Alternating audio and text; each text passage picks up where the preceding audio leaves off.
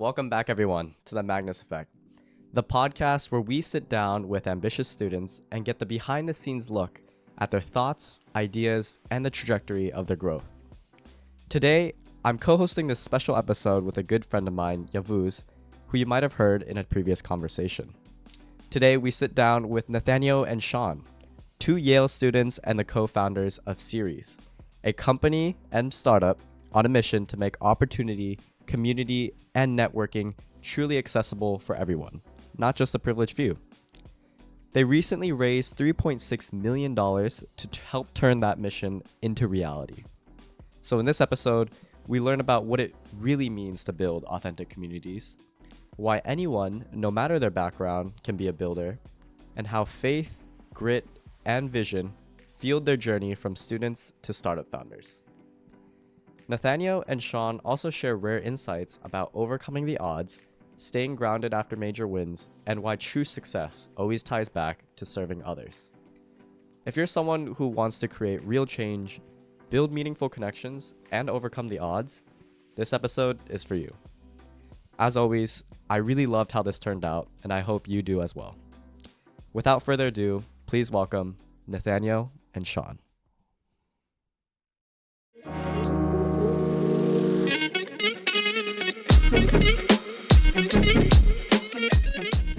You know, you guys talked about like looking at a lot of different people, like, oh, there's some people that are more privileged than others. Like, how do you kind of think about that when it comes to like developing Series, you know? Because like you have so many different backgrounds.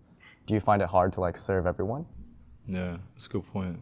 I mean, I can tackle the first part of that. I recently got into a little bit of a LinkedIn beef because I called out a builder who I don't know his experiences, but basically what he did was kind of soft launch a social network that he's building. And so just setting up the context. I love calling out people who could be near competitors to kind of evoke ego for them to relentlessly head down the path that they thought originally. And I think it's working. Maybe it isn't, I don't know. But that's my, thesis, right? Call them out early so that no matter what anyone tells them, no matter if they're in YC and Gary Tan says, Series is blowing up, do what they're doing, they're gonna be like, no, I had this vision from the start, I'm gonna do this. And it's in part because I called him out. But I think to answer your question directly, the reason why I called this guy out is because I was skeptical if he had the background, the lived experiences that were diverse enough to tackle social dilemma. I think that's a fundamental thing we should be equipped with.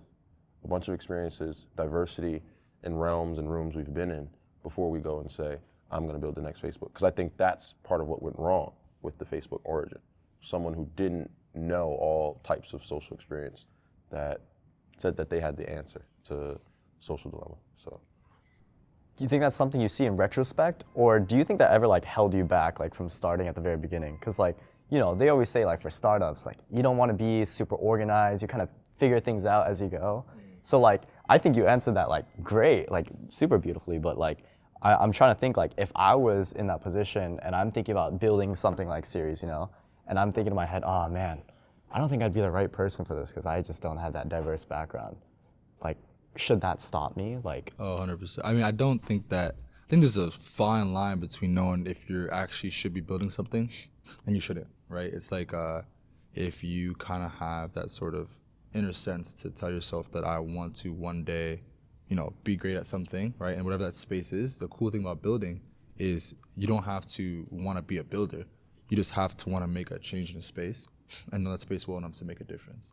I think with that intuition and that inner guidance, you're naturally going to be able to start making a change. That doesn't have to look like a product. It doesn't have to look like building out an MVP or with hardware. That can literally be you doing something unique in a classroom. That could be you telling your family and friends to sign a petition, right? Or just really evoke change in any small area. That's being a builder in my head because you're already making steps towards a difference. And then what really actualizes into entrepreneurs is when you take those differences and you're able to construct some sort of entity around that, right? That can be a company, that can be a product, an MVP. And if you had the initial drive in you to want to make a change in any industry, any niche, as small as big as that looks like, that's what makes someone want to build it. If they don't have that, then that in my head is a classification of a type of person Not to say that that's bad either. It's just those two actually coincide to make the world spin. I want to understand how you saw a problem in social media in that sphere, and what were the steps to go ahead and tackle that for series? Both have unique answers that converge at some point in our Yale careers. I got into Yale widely because of my essay. So I had, a lot of the hallmark GPA, SAT stuff, but I wrote about post-COVID pro-sociality and how social media plus lockdown changed generations like ours forever. And so I think that is the reason why I got into Yale. So I've always been, I ended up picking neuroscience as my major. So I've always been thinking about these problems before I even thought about building a future that would be better. And then maybe Nathaneo can add where his head was before we even met.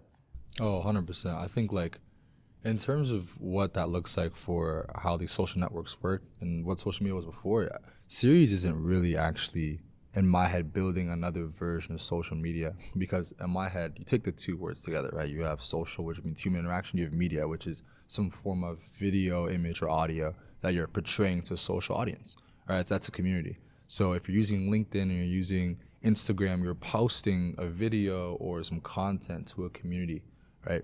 We are actually using AI to go back on that first point of accessibility, because now you're able to access a network, right, that is better able to serve the purposes you desire, right? So if I'm looking to build, if I'm looking to make a change in the community, if I'm looking to even just, find a girlfriend, if I'm looking to play basketball, there's very different reasons you'd want to interact with people for, right? And you're able to use series now as this accessible, warm network, the first AI social network to actually connect with someone who can help you achieve and accomplish that goal. I think, on the contrary, social media is a great place to broadcast and interact with communities of people. Not to say we're not building a community, I think we are bridging communities. And that's kind of a differentiation that hasn't been really tackled before. I think what I love a lot about this idea, I was listening to a few of the other conversations you've had, and I was surprised you didn't bring it up right there, but the fact that you're able to take the qualitative thing aspects around social media away, I think that's so valuable, because it's all about you don't go to your friends, your community, and say hey, please help me with this, and you only have 2,000 followers. I'm not. No, they help you because they like you, right? So that's what I love so much about this project.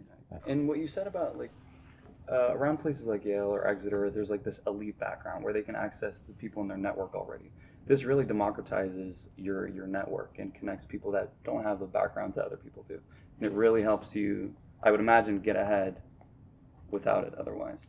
So I think what you guys are doing is super noble. And I texted, my avatar is Mia. Okay. My color was gray. Okay. And it's very fluid and intuitive. But I'll give you more of what I think later on. So I love this new trend, right? Maybe it's just me being in Berkeley area, but people such as Yavuz, there's this increasing awareness that we need to meet people in person. So people are building communities and different ways of meeting people online. So one thing that's blowing up right now is called Playhouse.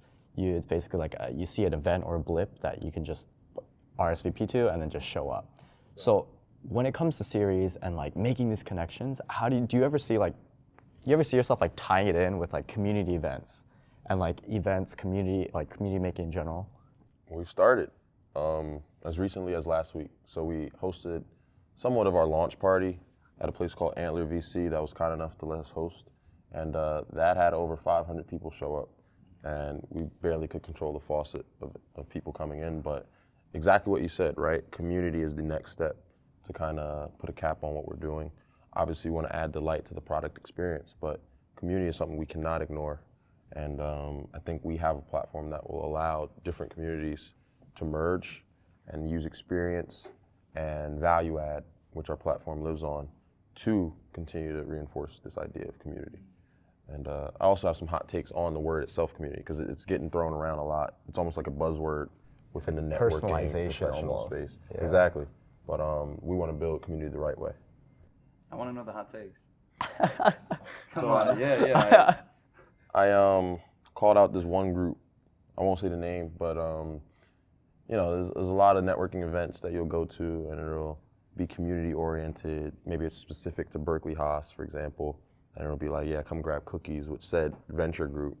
And then you go, and the guy who facilitated the event is kind of only talking to raised founders, or he's in a corner by himself, you know, on his phone, making more Twitter posts, right? And basically what I said was, that's not community. But that's essentially what these community events a lot of times are, right? Like, there's elitism built in to something that's allowing you, or supposed to allow you, to build your network in your community, which I don't think is fair. Like, when we talk to users, we talk to everyone who's using our app, right?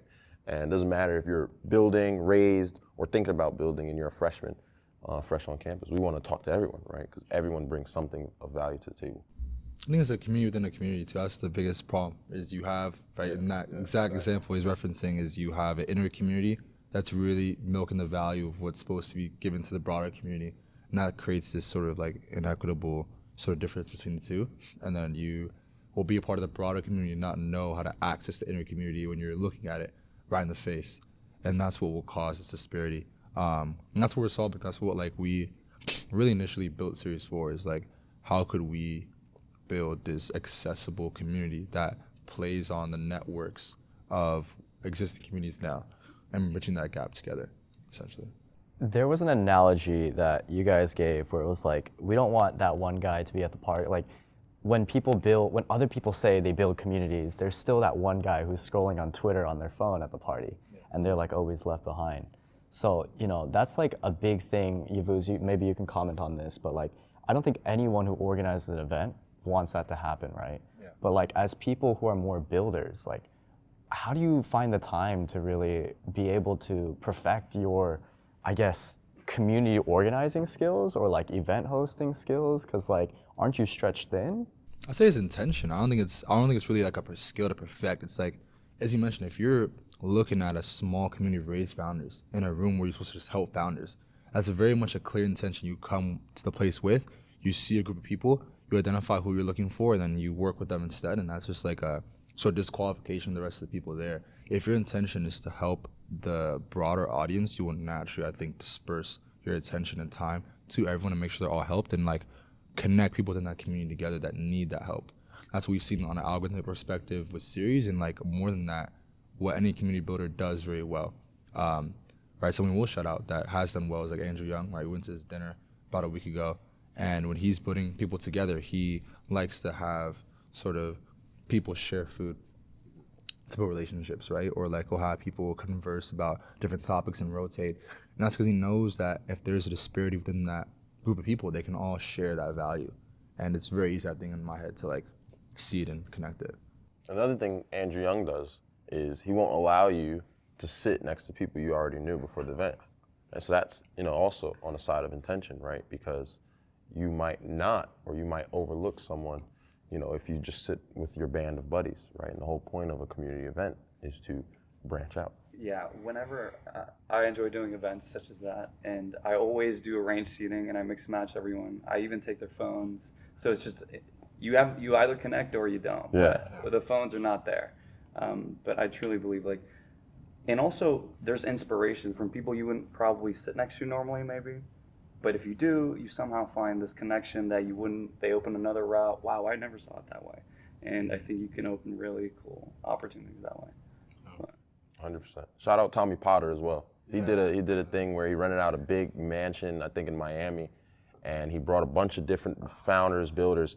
But again, right, no drinking, no alc, no phones, no screens, just people talking for 3 days. That's another like really cool thing I've been seeing. Like, I don't know if it's the guy you just mentioned right now, but like now there's people trying to ask VCs and ask investors to basically fund a giant house where people can just like go hang out and like have their month's rent paid for like 3 months. Yeah, that's the residency even, I think, is something similar to that. We talked to Founders, another shout out from a Stanford sort of community, and you know they're hosting a house in New York, right? So for gender equitable startups to all build together in the city.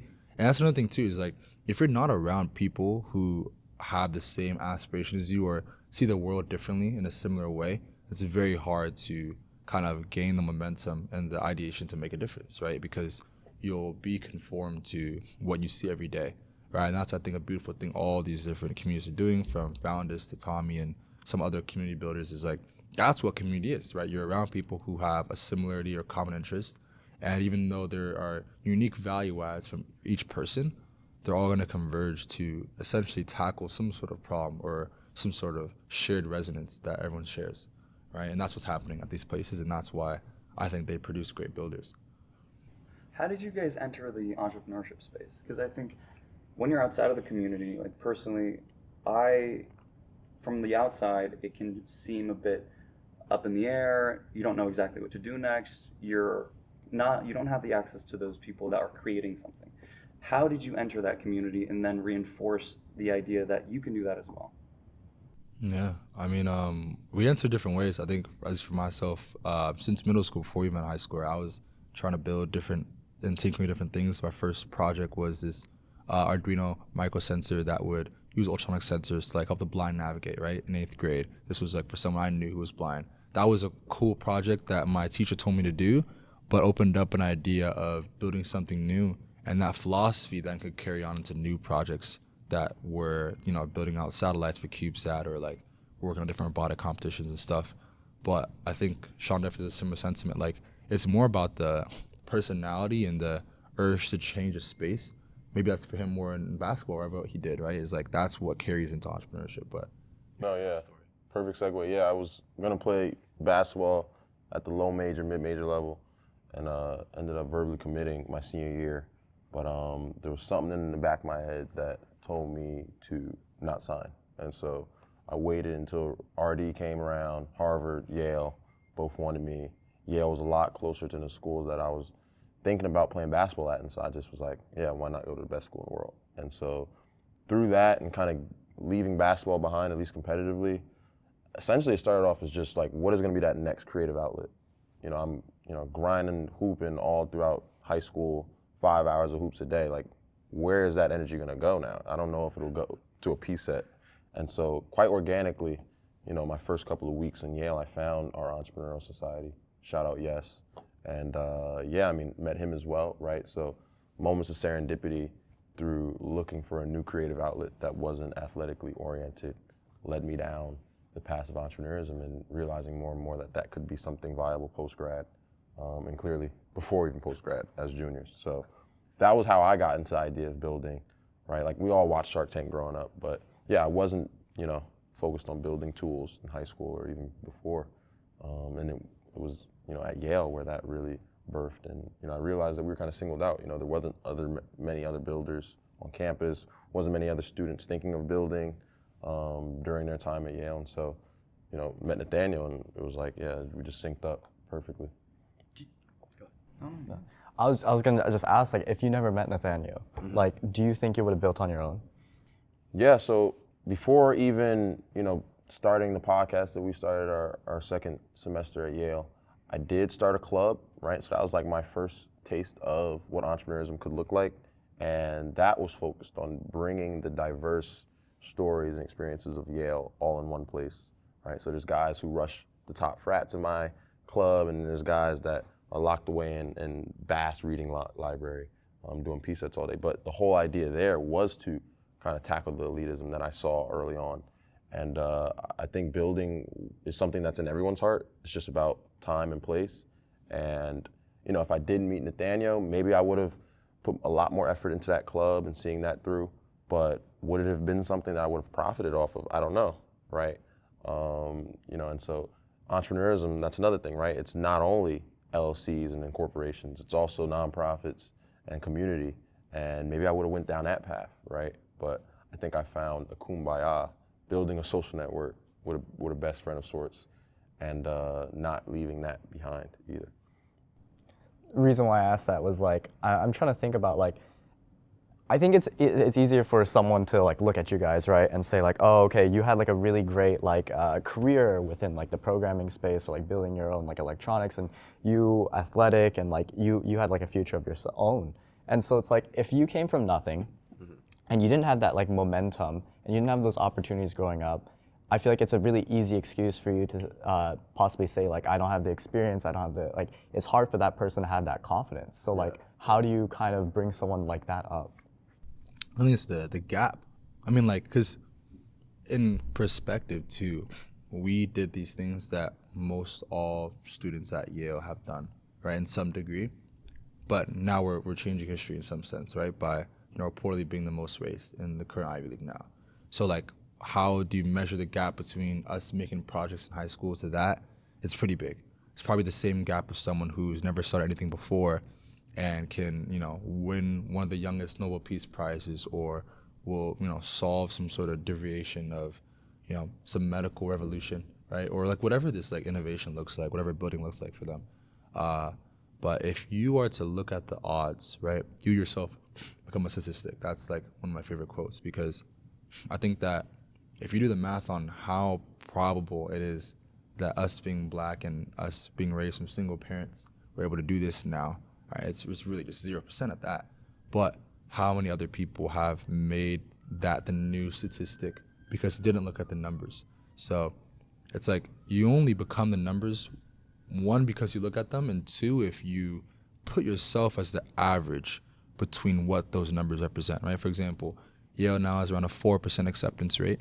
Does that mean that you have, a 4% chance you're out of the 4 of 100 people to get into Yale? Probably not. If you had prior experience, if you had built, maybe you're now in the top 25 candidates out of those 100 group of people. And then it kind of narrows down more and more to your diversity, your background, your financial statements. Like, these things are a unique probability. You are your own statistic.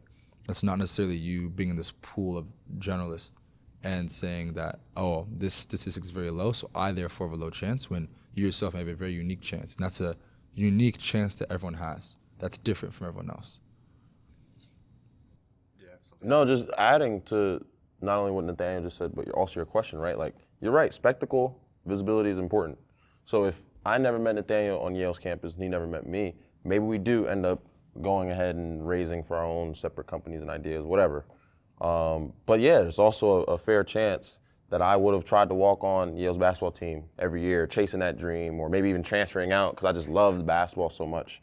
And so, sometimes when you don't have something to look up to, right, it can be hard to do it alone, right? But I think the second best thing to having a mentor to look up to, or having stories behind you powering your next moves, is meeting someone in that same predicament.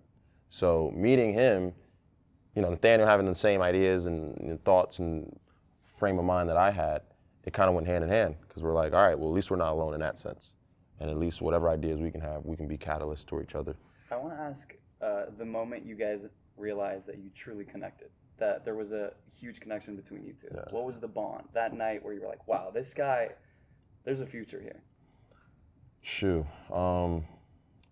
There's a lot of different episodes in our relationship that I think back on. I'll point out first that I didn't really like Nathaneo from the surface level. Why is that? Looked real different from me, walked with a lot more confidence than I did, right? He was a lot more outgoing in that sense, and I was just kind of in my own lane the first couple of semesters at Yale. When I got to know him and we started the podcast, we quickly realized that, we had drive and we were gonna go get what we wanted. And that led us down a few, goose chases, late nights, right? And one of those nights we were, and I'll speak very cryptically about it, but basically trying to connect with potential people that could help us, right? So think of investors or professionals that had pull or power, and that led to a call we got from a big bank, and didn't know if it was real or not, some type of phishing scam, but basically the bank was like, yeah, come to our office. And so we're like, okay, yeah, we'll ditch class for a day as freshmen on Yale's campus and we'll go. And both were on the same page there, and ended up kind of being ghosted when that all was said and done. But we could have quit and gave up and called ourselves crazy. Like, what are we doing? We're not even thinking about an actual career. We're chasing this entrepreneurism stuff, clearly at any cost. But I think in that moment we realized, like, if we could do that now and still have a drive or passion that we want to pursue, we can do this. And so I think that solidified, our relationship going forward. And then very even recently, right, maybe Nathaneo can add the moment that we did raise our first significant amount of capital. Yeah, I mean, I would say the cool thing too is, like, as corny as it sounds, relationships don't really are pinned to one moment. It's like over time you just see these like snippets of how people react and handle situations that further validate, right, what you're feeling. And I think that first started with Sean and I when we were, going up to that bank, or when it was us going to our first networking events, right? So Yaleys don't, venture off beyond Yale, right? And since not just because New Haven's a bit dangerous, but also because people are very focused on campus life. That's one thing I very much noticed. But we were trekking to New York with another friend who also started a fund with freshman year to like meet new people. And, we ended up meeting the CEO of Booking.com, or former, and then, meeting some people involved with like Yale alumni organizations. And the way we carried ourselves then, especially how Sean did when we were in a room with someone who seemed very important, I think that's when you can see how important do you view yourself, right? And as much as the jokes he makes about confidence or not, I mean, we both, I think, and especially him, are very confident people that like see people as people. And that is what democratizes how we interact with them, right? We're not putting people on a pedestal, nor are we to put ourselves on one, but just to really treat someone as someone you can converse with equally and have a meritable conversation with. That happened then, and that same sort of segue and flow transitioned all the way to when we secured our first $1 million investment. And that happened about just 2 months ago. We met with our lead investor last night just to catch up, but we were all reflecting on how, we're at dinner, and we're telling her about, what we're building. And, we already showed her some context. We Zoomed before, but she kind of pauses and says, look, I want to close the rest of the round to put in $1 million live, get it signed that night. And when it all was said and done and we were just, standing this empty street in SF, right? This is his first time in California. So crazy day for Sean, and myself as well. But, we didn't have this like crazy reaction to go get wasted, to go, I don't know, like post on Instagram or something, right? It's like, it's a very calming sensation. And you can kind of tell when someone's life changes, how they handle that first 30 minutes, 30 seconds even. That's how you know what true ground for them looks like, right? And that ground was the same for us, and that's how we're going to build off of that ground to build a successful company. I want to ask about more of the moment after you guys got the funding, but before that, I also want to ask, Nathaneo, what's something that you really admire about Sean, and vice versa? What do you admire about Nathaneo? I can start. I think his attention to detail, sometimes it's annoying, sometimes it's very persistent, but I think that it's a very keen skill I've never really seen before. I think a lot of people are dismissive of things they see, nor will they voice it. But if someone's able to really perceive the very small things about how someone works, talks, acts, that's how the world functions. And like, someone always notices something in a room full of people. If you have the ability to discern that on a microscopic level, then I think you're really able to fundamentally, adapt very fast. And I think Sean is a chameleon in a good way to be able to adapt to different rooms or the different voices he can make and act. But, that's a very keen skill I think that the world needs, and he will show to the world. Preach. Yeah, this one is easy for me. Might sound cliche, but his willpower and maybe even determination. This guy's never drank, not even a glass of Merlot. Like, he's never smoked. And that might be corny to some, but this is the reason why we're doing the things we're doing. Because I joke sometimes, like, if it was two of me, like, we probably wouldn't be here doing this podcast right now. But seriously, I mean, his God-fearingness keeps him so grounded that he will not let a thing get in the way of the end goal, even if that is one glass that someone begs him to drink. And that's how I know we'll win, right? And that's how I can put almost blind faith and trust almost immediately when I met him. And it's a no-brainer in my head because of those things. Something I've been exploring as of recently is like the tie between success and like if religion or faith really has an effect on like how far a founder can go. And I know one of the very first posts that I saw for you guys quoted Matthew 9:16, was it? The quote about... Might have been 7:13. 7:13? Yeah. Gotcha. The one about entering through the more narrow door. Yeah. And I thought like that was so cool. Like I'm not a very like I haven't read into like religious scriptures myself, but I've definitely been like looking into it. But like I would be curious to hear about like your guys' opinions on that. Like I know you just complimented Nathaneo about like being able to be grounded, but from your experiences, how has like religion really played into like your success? Yeah, big. as a Christian man, we're taught that all acts without faith are dead. And so, right, like just whether it's placebo for you or whether you're like me who is hard fast in Christianity, faith is required to do something that doesn't have a foreseeable future, which, you know, essentially is entrepreneurship.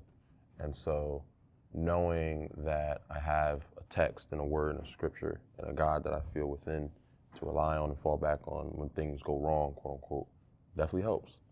Specific to that scripture you read, it speaks of the narrow road that Matthew talks of. And I think that's a direct testament to everything that we've been through, right? It is crazy to get a call from a big bank and really go to New York the next day for whatever opportunity that may be, right? But it also takes faith, right? And traveling a narrow road, it's, you know, as the Bible says, it's creaky, it's bumpy, it's you know, turning at different paths, but and that's what it takes to do the crazy thing, to beat the stats Nathaniel mentioned. It takes zeroing yourself out from the crowd. And obviously, there's moments where we are worldly, right? But knowing that you got to be unique if you want to, you know, get the greatest things in life out of whatever you're doing. Mm-hmm. Yeah, no, I mean, like, we both been raised by single moms who very much are part of the Christian household, but we also have our own relationships to God. And I think that, like, you know, we both quoted God in our posts because, one, you know, you always got to give glory back to God, right? And we always do for all the things that are happening. But even beyond that, it's like, it does a bit, like, we always talk about this, right? It intrigues me how there's some questions that people can never really answer, right? And whether that's to why certain bad things happen or whether that's why the Big Bang was even created. There's like this, you know, mix between people who are, you know, agnostic to, you know, just not really sure what is out there to people who have a grounded faith, right? And in that we find God, right? But I think for all the questions that are unanswered, I couldn't really imagine navigating that without, you know, some sort of beacon to look to, right? And in that being God and how we essentially base parts of our lives around him. We, of course, we sin and we make mistakes, but on a broader sense, just to really have that be our central North Star, you know, I couldn't imagine doing without that, like, truly, because, you know, what kind of is the point of it all then, right? Even if you could get all the money in the world, even if, you know, you conquer the world, I mean, whatever it looks like, there's just no end game if there's no end goal, right? And the end goal, truly, in our heads at least, is to do God's work through this, right? And we have little snippets we add and we'll add to this product, just how I love In-N-Out has Bible verse scriptures, which no one really knows about, on their wrappers and, you know, their cups. And people eat that and enjoy the food and no idea what they're eating. And I think that's a blessing in itself to the word they do. Like, one of the things that I would be scared about in terms of, like, if I put my faith into something would be like the urgency, you know, or like I feel like I'd get complacent easily because it's like, oh, God has a plan for me. But I love how you put into perspective, like, I'm carrying out like God's objectives, and going into this treacherous space, and like because you're going through that, you're like kind of being rewarded. Am I kind of thinking of that right? Yeah. I think it's like not even the reward. It's just like it's back to that thing I mentioned in the beginning. It's that innate drive within you to make a change. So when you have the innate drive within you to disrupt something that is current, right? Whether that's back to, you know, it could be something Broadway and dancing to medicine to tech, whatever. There's this same urge, I believe, in every one of God's children to disrupt that, you know, spiritual sort of, you could say, murk or moat that currently is residing now within people that disallows them to truly connect with God, right? So like that's another innate drive that you'll have to be a builder in God's kingdom, right? You can even do it that way. And in that way, for the people who have that drive, they will also build great companies, right? In that way, that will now in God's kingdom in the spiritual realm make the same levels of impact. So it's back to the same, you know, inner drive that you have. And that's something that we share to, you know, also carry out as we build this. It seems to me that that execution of that idea or dream is a means of worship. I believe that ideas pretty much come through God, and it's an inspiration, and you acting upon that is you doing your worship, your duty towards that idea, Right. which came from God. I grew up very religious. I'm Muslim, and that's how I always saw it. Ideas are always a gift from someone else that you have the obligation produce yourself. So I think that's exactly what you guys are doing. So, And that's why I say, like, entrepreneurism is within us all because of said point, right? And it's all about time and place, right? Maybe that time and place is 50 with kids, maybe it's in the middle of undergrad, but no one can convince me that they don't have it in them to be an entrepreneur. Maybe some of the, hardcore principles of determination and, some type of intelligence to a certain field, but everyone has it in them to solve a problem that they've been handed to their lives. Everyone is an expert at something. I love the way that you guys use the word building. Building, when you say building, it feels like everyone can build something. With entrepreneurship, sometimes, especially now in the media, it seems like it's something that's far away from you, at least in my perception. But when you say builders, it really democratizes it and makes it feel like, oh, I can build a sandbox, I could build a Lego set, I can build whatever project I'm doing. And building projects, things like that you guys constantly talk about, really makes people like me, other people on campuses around all the places that you visit, really be like, hey, I mean, they're juniors, I'm a junior, I can do something too. It's amazing. Yeah, I mean, I think it's because building means in the process of, and we're never going to be finished. And that's the beauty of once you start, you're building, right? And if you ever say you're finished and you hang up the cow, then you're done. Then you finish building, then you're, I don't know, exited, whatever that looks like. But, if you're in the process of building, it doesn't matter what stage you are of building, because you're now in the same stage as everyone else. And we don't think we're any different than anyone else building, because we're all in the process of innovating, of creating. And I think that's the similarity that you see and feel, because, there isn't much of a difference. I don't think that it's impossible for someone else to have this story or for us to have other people's stories in the future. But that's the beauty of the process. That's right. You don't win at a marriage, you don't win at fitness, you don't win in entrepreneurship, you just keep going, right? So that's a perfect way of putting it. You talked about, you speak really well, and you present yourself story-like manner. How has your mother's, she was an English teacher. Yeah, she was. And I think that's very powerful, how she's taught you how to communicate, to get your point across. How has she influenced you? I can answer that in a ton of ways. The biggest thing she's done, obviously, is instill the faith that, I've spoken about. I'm sure Nathaneo can relate more tangibly to the way I present myself. She's the type to dot her I's and cross her T's, and that's something that I hated, right? Like, white hangers couldn't be next to blue hangers, right? They all had to be color coded. Like, I remember these little small things that I used to hate that she would nag about, right? Like, don't leave socks around your own room. Like, it's my room, Ma. Like, but I think that attention to detail that Nathaneo pointed out, whether it's an essay that I'm going over as a fifth grader or how my room or hangers are hung up, I think it's translated. And, once you hit the maturity of 18 years old, 21 years old, whenever it happens, you realize a lot that our mothers, our fathers instilled in us were instilled for a reason. And looking back, we realize that a lot of those things are kind of innately part of us, in the way we present ourselves. So a lot of it was implicit, but a lot of it is explicit as well.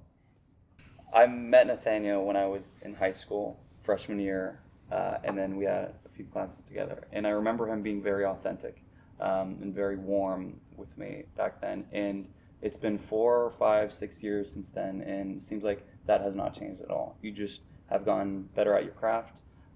You speak in a way where you understand, you answer questions very well, and I'm very impressed by how long and far you've come, and it's very inspirational for people that come from the place that you do. So I appreciate that. Yeah, no, of course you. I remember English class sophomore year. With Audie too in there, funny enough. But yeah, no, I think I really do appreciate that. People have reached out a lot from high school saying they're really excited. Someone posted on LinkedIn, which is also cool. But yeah, I think even if I hadn't said, I wasn't supposed to go to University High. I was zoned for Woodbridge High, very different high school. But my mom had the effort and thought I was gonna get C's and fail because there's Asian people smarter than me at that school, right? So then being valedictorian at that same school, I think shows a measurement of how you can take steps to further inspire and build. But that doesn't make me any different. I don't think that there will be countless stories of other people who come from either that school or from other places of origin, from all of us, that will also make differences. And that's back to the credit we give to God, and then it's also back to the process of building. that we all enter when you choose to start versus how far along you've come? Nathaneo Sean, I feel really fortunate enough to be able to sit down and talk with you guys today. I'm glad that we were able to kind of go through a little deeper than like the surface conversations. But like when I looked at my best friends, I kind of looked at 3 factors. You know, it's like, are they charismatic, are they fit, and are they intelligent in the field that they're choosing? And I feel like you guys checked those boxes right off. And honestly, with the amount of press release you guys been getting and the success and the absolute trailblazing duo that you guys are together, I really wish you the best in the future, and I can't wait to see what you guys really turn into and finally use your product. So thank you for taking the time today. Of course, man. It's been a pleasure.